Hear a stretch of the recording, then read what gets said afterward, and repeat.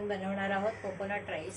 त्याच्यासाठी मी इथे 4 ते 5 कप पाणी गरम करायला ठेवलं आहे। त्याच्यामध्ये 1 टेबलस्पून आपण तेल टाकणार आहोत। 2 टीस्पून मी ते मीठ टाकते, कारण की पाणी हे गाळून जाणार आहे। त्याच्यामध्ये मी टाकणार आहे व्हाईट व्हिनेगर 1 टीस्पून। इथे तुम्ही लिंबाचा रस वापरलात तरी सुद्धा चालेल। व्हाईट व्हिनेगरने शिजवलेला भात हा पांढरा शुभ्र राहतो।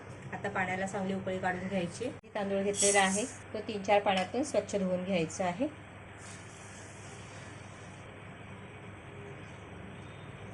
पाण्याला छान उकळी आलेली आहे। स्वच्छ धुतलेला तांदूळ आपण त्याच्यामध्ये टाकून घेणार आहोत। 8 ते 10 मिनिटं आपण मध्यम आचेवरती तांदूळ शिजवून घेणार आहोत। 8 ते 10 मिनिटं झालेली आहेत। तांदूळ आपला छान शिजलेला आहे।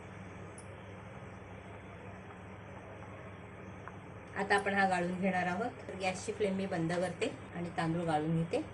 गॅसवर मी कढई ठेवलेली आहे। त्याच्यामध्ये टाकणार 1 टेबलस्पून तूप। इथे मी साजूक तूप वापरलेला आहे, तुम्ही डालडा वापरलात तरी सुद्धा चालेल। आणि 1 टीस्पून तेल वापरणार आहे। तेल तूप छान गरम करून घ्यायचे। त्याच्यामध्ये आपण टाकणार आहोत 2 हिरव्या मिरच्या बारीक चिरलेल्या, 1 चमचा बारीक चिरलेला लसूण, 1 चमचा किसलेला आलं।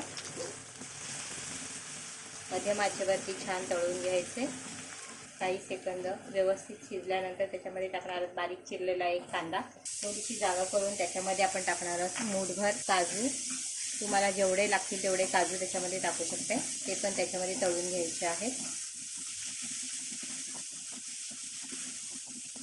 कांदा व्यवस्थित मऊ होईस्तोवर आपण ह्याला छान शिजवून घेणार आहोत। कांदा छान मऊ झालेला आहे। आता आपण त्याच्यामध्ये टाकणार आहोत 1 कप लेला खोबरं, ओलं खोबरं आहे।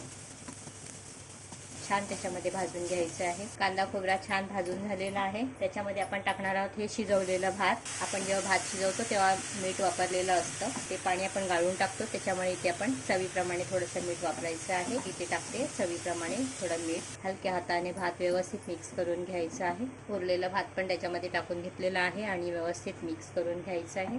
भात हलक्या हाताने व्यवस्थित मिक्स करून झालं, त्याला आपण 2 ते 3 मिनिटं मंद आचेवर वाफवून घ्यायचे।